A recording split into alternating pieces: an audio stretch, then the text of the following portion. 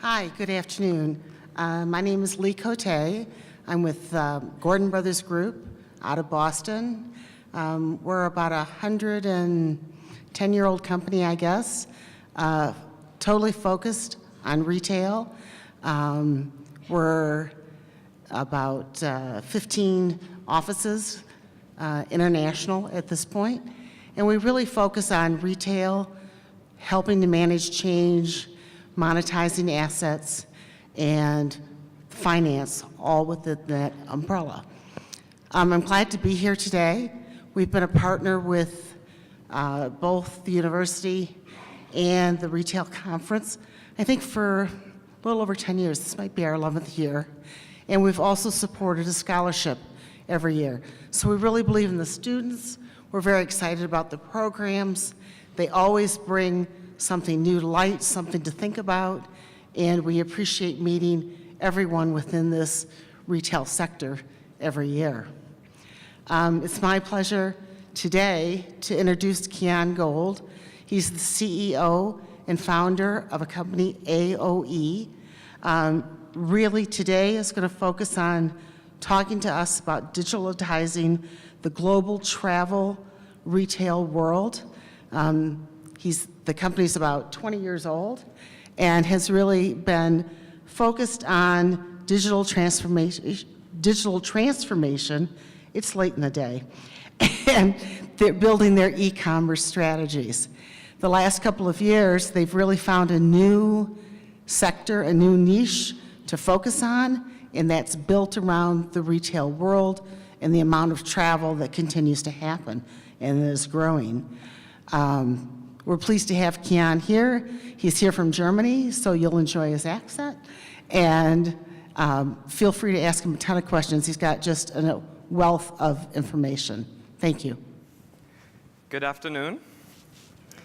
So if you don't understand me, it could be one out of two reasons. Either that my body has been telling me for 2 hours I should be in bed, or that English is not even my second language. So what I want to talk to you about today is something that some of you might be familiar with, others not so much, and it's called the global travel retail world. And this is a picture from Changi Airport we heard very briefly about from MasterCard today. And the travel retail world, in essence, is the business of selling retail to travelers, as the word kind of tells you. But very quickly about AOE, I started the company almost 20 years ago now in '99. I was 14 years old, and I was kind of bored in school. So I started doing web development and then went very quickly into e-commerce. And we, over the years, we grew into one of the largest e-commerce implementation companies in Europe. And in the last few years, 3 to 4 years, we found a very interesting niche, and that is that so-called travel retail market. What our goal is right now is that we want to transform this market, and we can already call ourselves the world's leading travel retail digitalization company, and we've been working with pretty much some of the most exciting both airports and airlines in the world to help them transform that market. But maybe let's take a quick step back and have a quick look at what travel retail actually means and what the definition is. So what is travel retail? If you're looking at the official definition, it says, duty-free and travel retail is a global industry selling goods to international travelers. Sales in duty-free shops are exempt from the payment of certain local or national taxes and excise duties, normally with the requirement that the goods are only sold to travelers who will take them out of the country. The industry is currently valued at a very small $67 billion US. So it's about 3 times what Alibaba does in one day. So it's not that big a business, actually.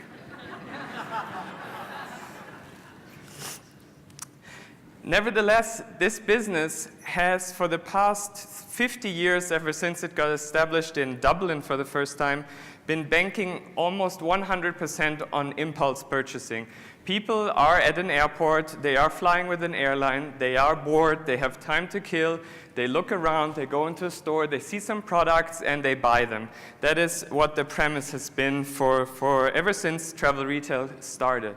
However, I think it's time to look at a reality check and think about, is this really still the reality of consumer behavior? And there's some very interesting research that probably none of you has seen so far. We've heard this statistic just before me. I got really annoyed when I heard him say that, so I'm going to skip that one. We are aware that we have more mobile devices nowadays than toothbrushes.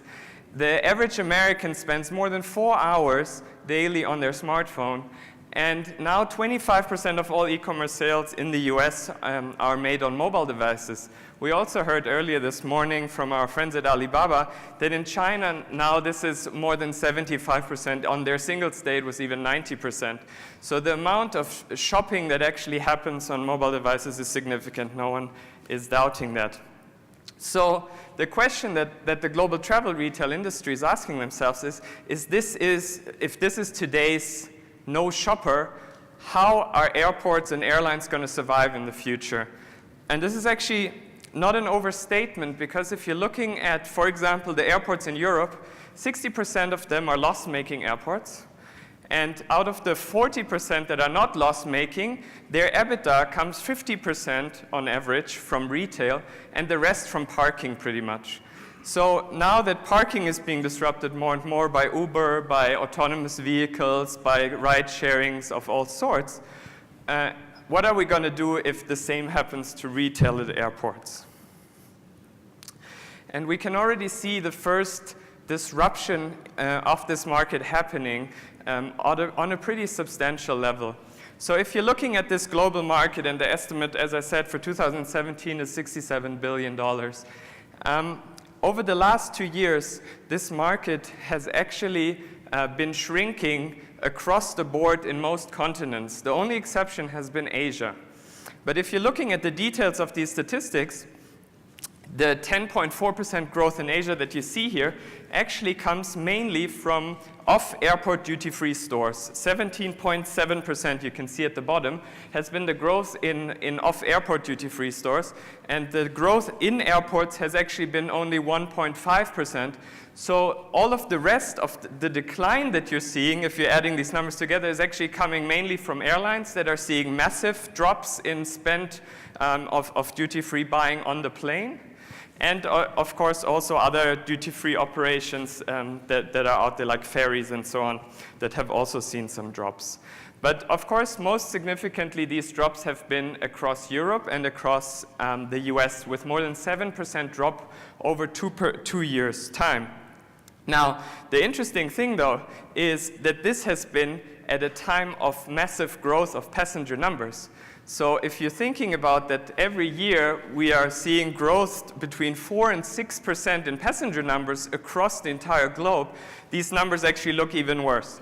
So if you're looking at it from a spend per passenger basis, what used to be about almost $20 that an average passenger spent in retail flying out of an airport or transiting through an airport or whatever, we are now at only $16.4, and it continues to go down, although the passenger numbers are continuously rising.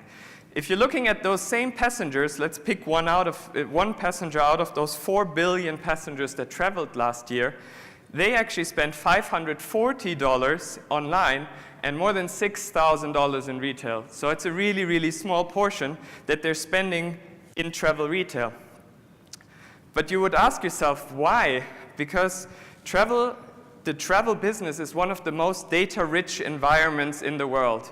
We don't all have the lucky circumstance of owning YouTube, Twitter, Facebook, Amazon, and everything else across the globe. So we can just simply combine all this data and sell to the customers exactly what they want when they want it. But the airlines, together with the airports, are actually in a position where they can learn a lot about their passengers. They're just not capitalizing on it yet because they don't actually know how to properly. When you're looking at, and this is some of the statistics that I promised you, when you're looking at how are decisions being made when shopping at an airport, there has been actually a trend reversal of almost 360 degrees.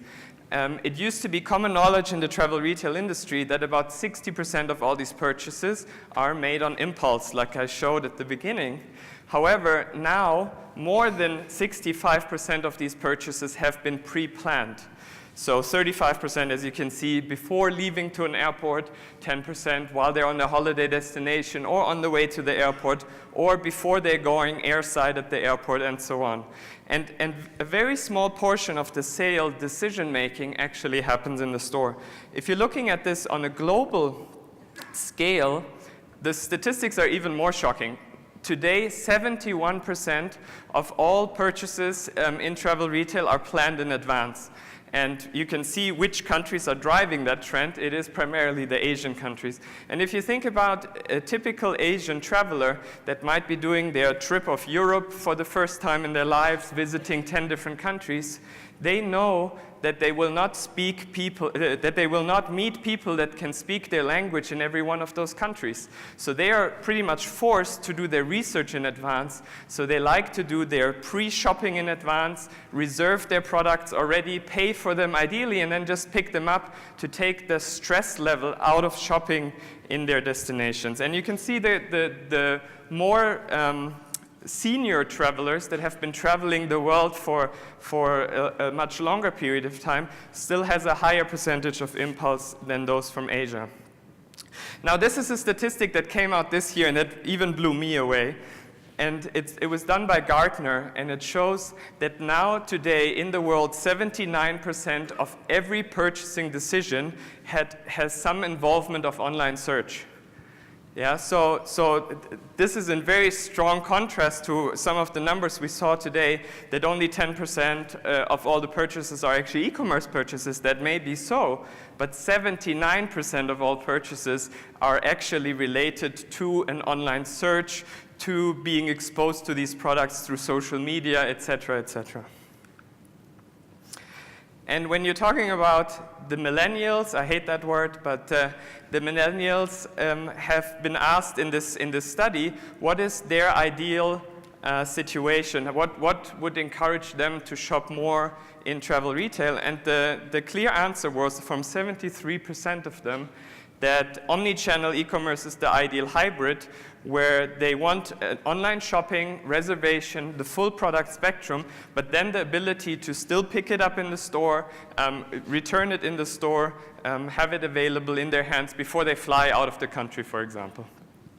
And this is what most of you know is called the web rooming effect. Now, how did we start in this business? It was very much by accident. Frankfurt Airport, which is the second biggest hub in Europe, came to us and said, we are realizing that these statistics are not looking very good for us, that spend per passenger is dropping across the board. What can we do about it? And we want to digitalize the entire journey for our passengers and make everything that the retailers at our airport, that the F&B providers at our airport, food and beverage providers, and parking and everything else that an airport can sell, we want to make it all available through a digital marketplace. So let me show you what that looks like. This is the Frankfurt Airport. Every day, 160,000 passengers hurry to catch their flight. Like Michael. An hour ago, he realized he'd forgotten to buy his wife an anniversary gift. Normally, this would be problematic, but this airport is not a normal airport. Here's what he did. On the cab over, he pulled out his phone and brought up the Fraport app, ordered some fancy stuff. His order was sent to Heinemann's in Terminal 1, where it was quickly put together. Now, he's headed to his gate, and so is his order. It's hot on Michael's heels, arriving right when he's about to board. Pretty cool, huh? But this is just one story in the tale of how AOE built one of the most comprehensive omni-channel experiences in the world. This is Kai Schmidt-Huber, head of digital at the Frankfurt Airport. Unsere Geschäftspartner zahlen keine fixe Miete, sie zahlen an uns einen umsatzabhängigen Beitrag. So when the retailers make money, the airport makes money. Oh, did we mention this is also the largest shopping mall in Germany? Und über den Weg sind wir zum Thema E-Commerce gelangt. They needed to find an expert they could partner with. This is Kian, founder and CEO of AOE. As a passenger, you're typically only exposed to a limited amount of stores on your way to your plane. With our OM3 suite, you are now able to order from stores that might be in a different gate or in a different terminal altogether, and you can actually earn and burn loyalty points on virtually everything. So how does this whole omni-channel thing work? Say you're stuck in a boring business meeting, like this guy. Why not do a little shopping before you catch your flight back to Oslo? The biggest challenge for e-commerce and fulfillment at airports is that there is only a very short window of opportunity, and AOE's OM3 platform is currently the only solution that can react to flight delays and gate changes in real time. Take this passenger. As she arrives at security, she gets a notification that her flight has been delayed. Luckily, she can use her Frankfurt Loyalty reward points to treat herself to a free dinner while she waits. I hear the schnitzel is nice. Unser Hauptziel ist es, die gesamte Customer Journey von der Anreise über die Anwesenheit hier am Flughafen bis zur Abreise digital zu begleiten. Like, say you're walking past the caviar house and decide to pop in for a little wine tasting before your flight. Full-bodied. Pull out your phone and order a couple of bottles to be sent home. Another example would be, I come home from holiday, I don't have any groceries. While on your flight, order some eggs and bacon. Heck, throw in some cookies. You deserve it. Once you've gone through baggage, they're ready for you to take home. What's really special about the solution is that it's one of the first true multi-retailer, multi-channel, multi-everything sort of solution that you can use across a variety of platforms. Like, say, a shopping mall. In other words, what AOE started in Frankfurt will soon change the way we all shop and travel in the future. So as you can maybe imagine, when we published this the first time, we got a lot of calls from a lot of airports around the world that wanted to do similar things. Just a few weeks ago, we launched at Heathrow, so we now are live on the 2 biggest airports in Europe. And we're, as I showed on the first slide, we're currently working with about 22 different airports to do similar experiences. But of course, you're probably wondering, what are actually the results that we're seeing from something like that? And as you heard in the video, as part of doing this whole digital transformation of the airport, we also launched a loyalty program, because in the end, that is one of the main possibilities to really create a consistent relationship with the passenger and communicate them throughout their future journeys as well. As you might know, in Europe, there's a very, very strict new data regulation, GDPR. Unfortunately, the Germans are to blame for it, so I'm sorry for that. We came up with it originally. But it basically means that you can't easily share data with other companies, and what Alibaba is doing would be completely illegal anywhere in Europe. Whenever it's 2 different companies, you can't just exchange data with each other. So what the airport actually did was they created a joint venture together with their main retailer, their main concessionaire, which is Heinemann. And through the loyalty program and giving explicit consent when you're signing up for that loyalty program, that made them able to actually communicate to the passengers throughout the relationship of their journey through the airport as a continuous passenger. The results we've seen are that the average spend of a passenger at Frankfurt Airport is only 4 euros roughly, which is really sad. It's a tiny amount. It's basically less than a Starbucks coffee.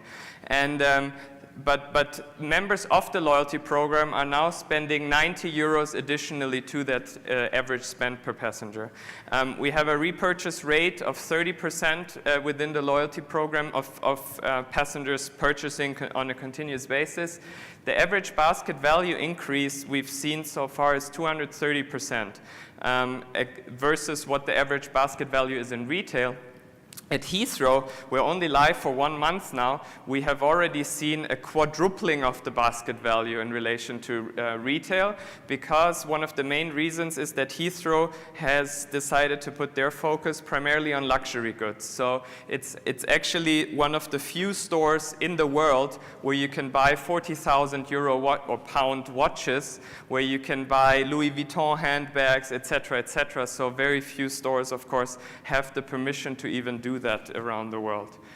And one of the things that I find also very interesting is the 35% average cross and upsell potential, whereas the other slide that you saw about retail at airports, the upsell potential is only between 3 and 7% in retail once people buy from one category to then also buy in a different category. And what this web rooming effect has translated into at Frankfurt Airport is that for every 100,000 unique visitors that come to the e-commerce platform, some of them purchase, some of them don't, we also see an increase in retail spend of between 500,000 and 750,000 euros per these 100,000 visitors.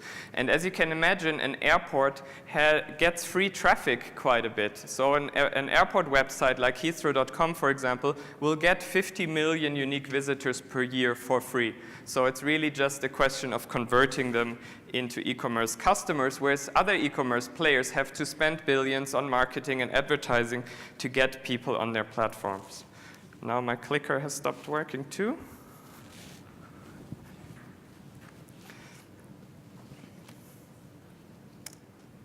I think the laptop is frozen. Okay, no, something's not working with the clicker. Oh, now it's working again. Okay, thanks. So really what we're trying to achieve is for these airports to create, on the one hand, a consistent passenger experience, and on the other hand, increase the non-aviation revenues that they can provide, that they can generate throughout the journey, so that they actually become self-sufficient entities. And for those of you that know a little bit about airports in Europe, Asia, and the Middle East work completely differently from airports in the US. In the US, airports are considered train stations with airplanes in them. They are funded by the government or by the local government of that city. The CEO of the airport is virtually the mayor, so it's a very political game. And any profits that an airport makes in the US, actually it gives back to a large portion to the airlines to decrease their landing fees. So airports in the US don't have any really substantial interest in growing revenues, whereas all the airports in the rest of the world are all privatized, and they have, most of them are public and they private, and they have to generate revenues and increase shareholder value, obviously.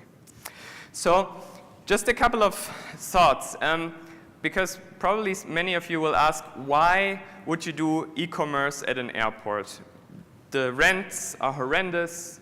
You only have a limited possibility for fulfillment. Why would you do it at an airport rather than just doing it from the warehouse? Of course, one of the main reasons why you do it at the airport is because you can do it duty-free and tax-free, which is something you can only do at an airport or at an airline. But there are actually 3 substantial reasons that we have found that support the thesis. Number 1 is we are currently the only company in the world that can do 30-minute deliveries of more than 100,000 products to a passenger. This is something that, of course, is very compelling when you're looking at the last-minute possibilities that entails. A lot of us are very impatient, and same-day delivery is not enough anymore, and 4-hour delivery is not enough anymore, so we always want it immediately or not at all. The other aspect, of course, is the 2 highest costs of doing e-commerce or pure e-commerce play that you can see in any financial statement of Amazon or other companies, the 2 most expensive ones are returns and shipping costs, and the second one is cost of traffic acquisition or marketing, so to say. Both of these are extremely low for an airport because they don't have any costs of returns. People still have to go to the airport to pick it up there. Of course, there is possibility to do a home delivery technically, but then it's no longer duty-free. So the returns that we're seeing are in the very low single-digit numbers, whereas someone like Amazon has more than 30% return rates. In the fashion industry, it's sometimes 60% return rates.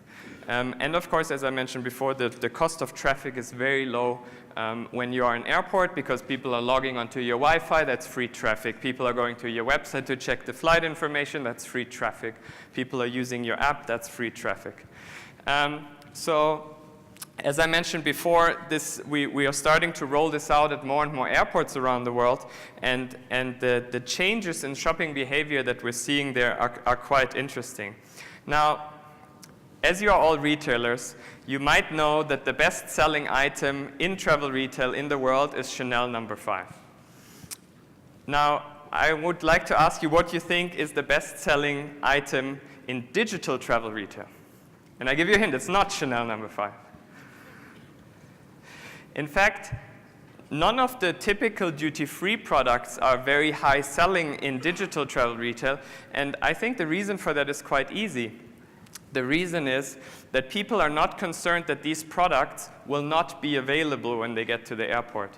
Yeah, because these commodity goods that the airports always have plenty of stock available because they can't afford to run out of stock is not something that you desperately want to reserve and prepay before you're traveling. So what we're seeing is that we are actually going way up the ladder in terms of what the best sold products are. For example, in Frankfurt, the best sold product in February this year, 2 months ago, was an 8,000 euro Leica camera. We sold 5 of them within 1 month. In Singapore, where we are working with Singapore Airlines, we are actually selling more wine fridges on the planes than wine. Yeah, so it's a very strange situation. You're sitting on a plane, you're bored, you're looking at a catalog, and you see a wine fridge, and you're like, wow, I want to have this wine fridge now.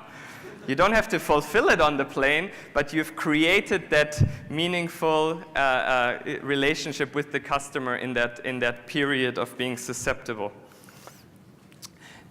Heathrow, the top-selling item is actually a 35,000-pound Jaeger LeCoultre watch.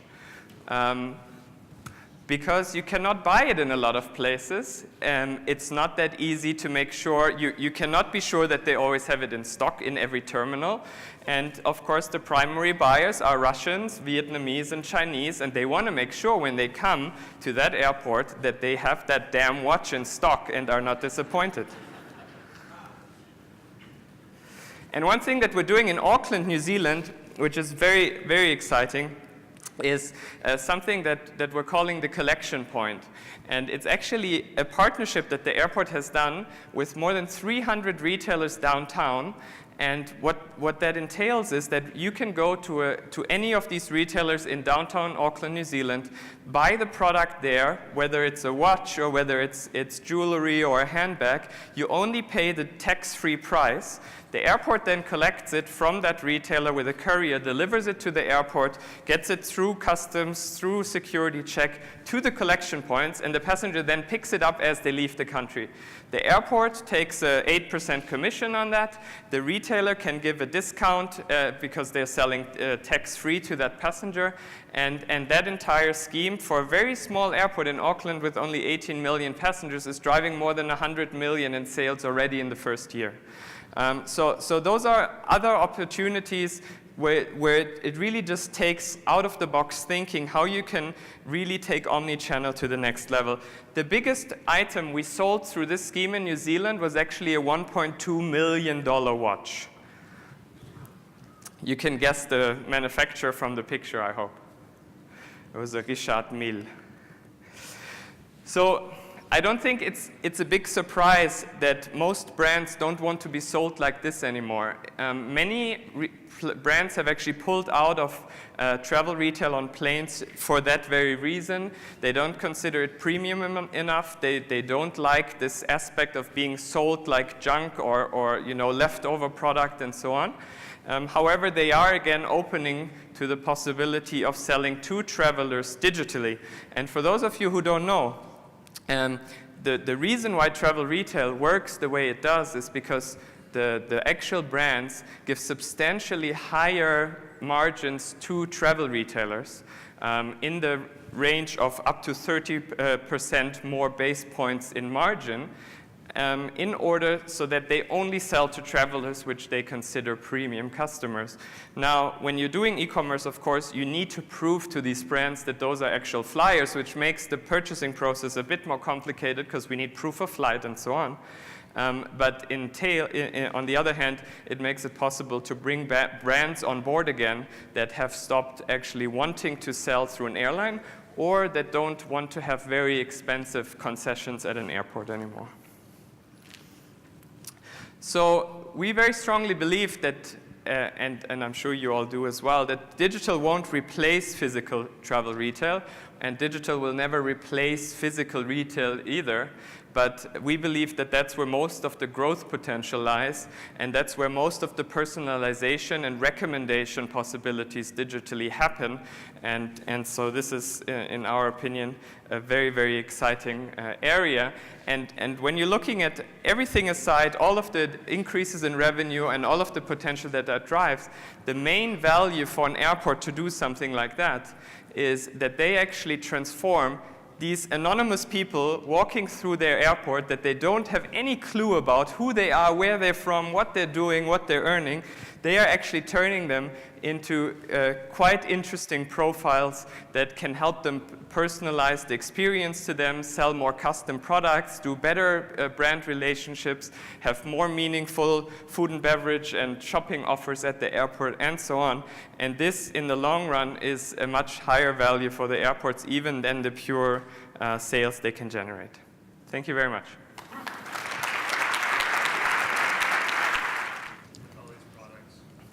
Yeah, it's not easy. That's why these rollouts are quite substantial. We actually integrate with every single retailer at the airport into either their ERP system or their POS system, so we have live inventory on every single retailer. Yeah. Hi, my name's Olivia over here. Do you see this technology rolling out in like super centers, like or malls or anything like that? Yeah, we are talking to Westfield and all of these big shopping mall operators. In general, yes, absolutely, because it's actually what the consumers want. For me, the most frustrating experience ever is to drive to a mall, find parking, go to a store, and not find the product I want, and I've wasted 2 hours for nothing. And I think a lot of you can feel with that. It's not actually so difficult to integrate with all of the retailers at a mall and basically offer the same service with collection points, with pickup, with home delivery, with fulfillment, etc. The biggest problem that we are currently still experiencing is when talking to these mall operators is that they look at their business model in a completely different way from airports. Airports have always done concession models. They have revenue-based rent. So they are interested in driving revenue at that store because they basically get between 28 and 50% of the product value in concession fee. And a mall is typically structured as a real estate company. They simply rent out space, and if the retailer is not happy, then they move out and someone else moves in. They don't have that kind of relationship of being a service provider to these retailers, and so it's much harder to figure out how are we going to fund something like that? Who is going to pay for it? Because in the end, the retailers benefit, but the mall provider would have to pay for it, and then they would have to figure out a transaction fee or something like that. So that's something that we are still seeing that they're struggling with, but we think it's inevitable in the end because otherwise, especially the malls that are not in downtown London or in downtown New York are going to have a very hard time to continue to attract people to drive there specifically with that uncertainty of not knowing what they're going to find. Hello. Yeah, right here. So GDPR goes into effect like May 28th. And you guys already have a workaround. Can you go a little bit further into your plan to like share data for the loyalty program across the different brands? Well, the data from the loyalty program is not directly shared with the brands, at least not on a personalized level. It's only shared on a anonymized level. Where it gets very interesting is most people are not aware that actually the most value of the data sits with the airlines, not with the airport. So the real value is when the airport and the airline work together. And this is what you saw in the video with Lufthansa and Frankfurt Airport, where when you are able to actually know that the passenger's coming to the airport before they're coming, then you have much better opportunity to do something like that. However, this currently in Europe is now only possible if you're doing a joint venture. Unfortunately, that's the case. In other countries, it's not like that yet. But this is, for example, why in Singapore, where we're currently rolling out, Singapore Airlines also did a joint venture with the retail concessionaire that is actually doing the in-flight retail to be able to fully utilize that data. Yeah. Relative to the issues with delivery to gate, is it a group of independent delivery people that work with all the retailers, or does each retailer have their own group? And then what about the timing issues from terminal to terminal? It would seem like that would be very hard to coordinate. Yeah, so the hard to coordinate part is fully software driven, so we know exactly how many minutes it will take for this product to go from that terminal and that store to that terminal to that collection point. That's what the complication in the software is. Who does the actual delivery is completely up to the airport. So some of the airports have their own service organizations that do it. Others, like in Heathrow, they have a company that they have outsourced all of the in-terminal service operations to, and then others are just hiring students to do it, etc. There are many different approaches also, of course, because this gate delivery looks sexy, but it's not very practical all the time. So what is actually used more by the passengers is typically lounge delivery, for example, or collection point delivery, etc. Because what do you do, for example, when you go to the gate and that person has just gone to the restroom and then you don't find them, and etc. There are a lot of hurdles with gate delivery, so it's not the primary value proposition.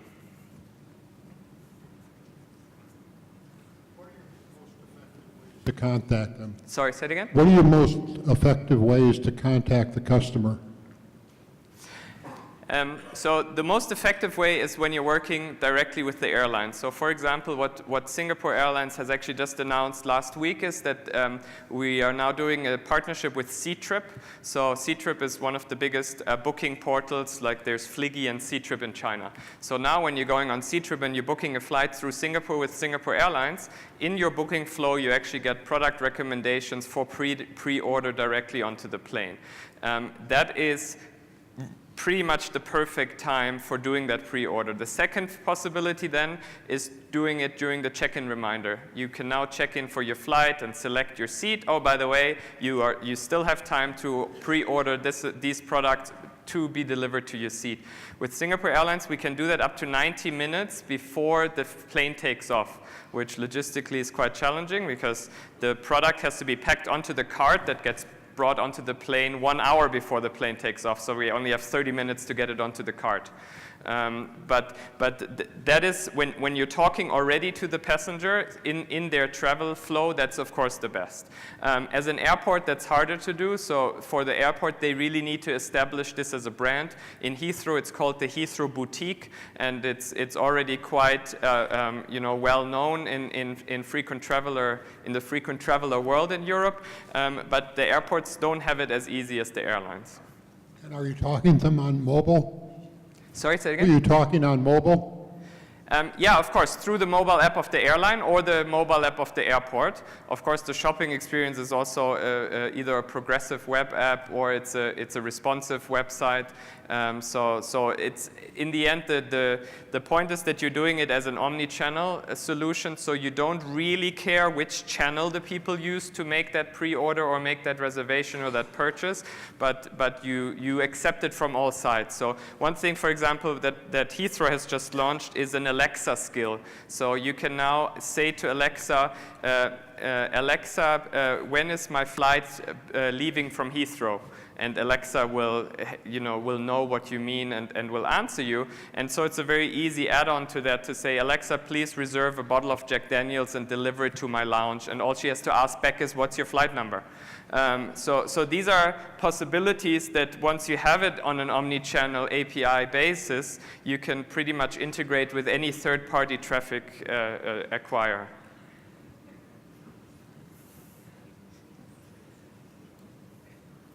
Any other questions? Thank you very much.